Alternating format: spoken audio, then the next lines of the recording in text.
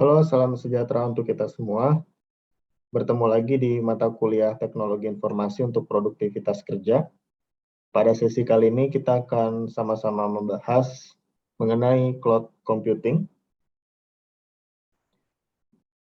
Baik, cloud computing yaitu atau komputasi awan merupakan definisi untuk teknologi komputasi grid. Jadi komputasi grid ini adalah istilah di mana beberapa komputer yang saling terhubung. Atau kalau kita kenal sekarang adalah yang saling terkoneksi dengan internet. Nah, komputasi awan ini mulai tren digunakan pada akhir tahun 2007, kemudian digunakan untuk memindahkan layanan yang digunakan sehari-hari ke internet. Jadi bukan disimpan di komputer lokal lagi, ataupun disimpan di dalam storage lokal lagi. Nah, cloud computing ini atau komputasi awan merupakan tren baru di bidang komputasi terdistribusi, di mana berbagai pihak dapat mengembangkan aplikasi dan layanan berbasis SOA atau Service Oriented Architecture di jaringan internet. Beberapa contoh aplikasi yang dikatakan atau software yang dikatakan cloud computing itu yang sehari-hari kadang kita juga menggunakannya. Itu contohnya adalah Dropbox, Google Drive ya, atau OneDrive, kemudian Mediafire, iCloud, mungkin yang menggunakan teknologi Apple. Jadi ini adalah contoh-contoh yang menggunakan cloud computing. Artinya semua data-data yang kita punya itu tidak disimpan di dalam komputer lokal, tapi disimpan atau diupload di internet dengan fasilitas software-software yang ada di sini. Nah, karakteristik daripada cloud computing ini ada 5, yaitu adalah yang pertama resource pooling atau sumber daya komputasi. Jadi contohnya adalah storage, CPU, memori, network bandwidth, itu dapat memenuhi kebutuhan banyak pelanggan. Yang kedua adalah broad network access, yaitu kapabilitas layanan dari cloud provider bisa diakses oleh berbagai jenis perangkat. Jadi misalnya bisa diakses dengan smartphone, tablet, kemudian laptop, atau workstation.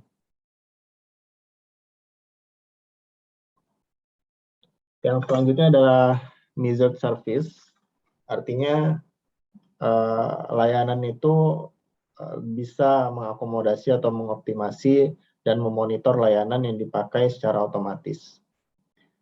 Selanjutnya adalah rapid elasticity, yaitu kapabilitas dari layanan cloud provider bisa dipakai oleh cloud consumer secara fleksibel berdasarkan kebutuhan.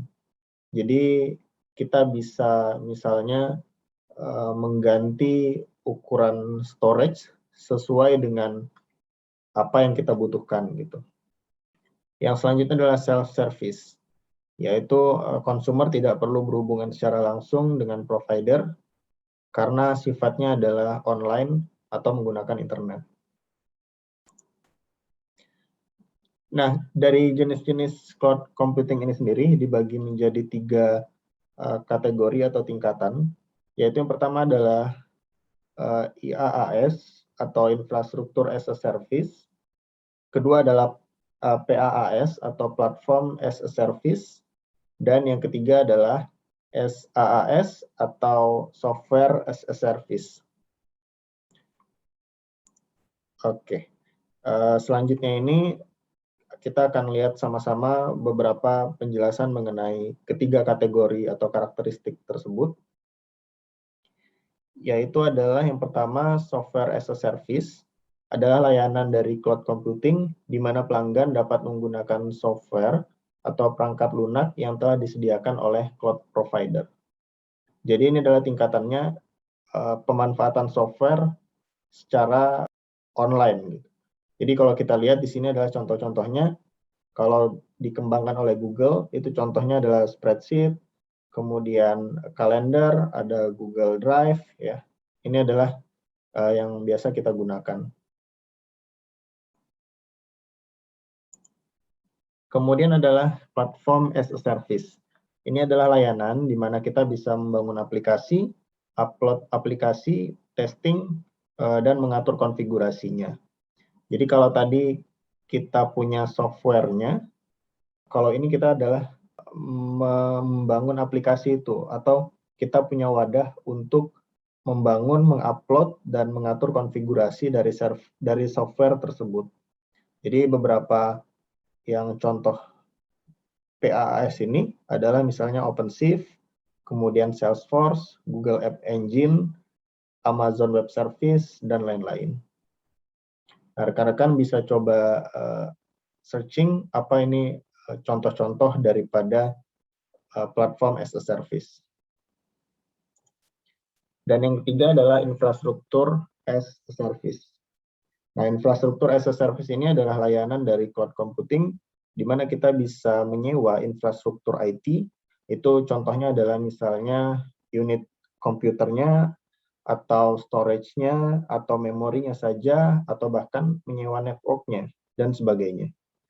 Nah, contohnya adalah misalnya di sini ada Amazon Web Service, ada Google Compute Engine, ada OpenStack, ada Rackspace. Ini contohnya.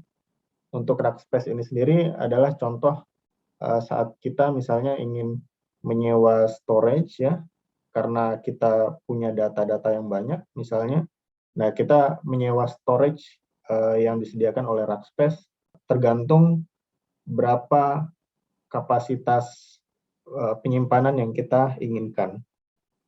Baik, itu sedikit penjelasan mengenai cloud computing. Terima kasih semua atas perhatiannya. Sampai berjumpa di course video selanjutnya.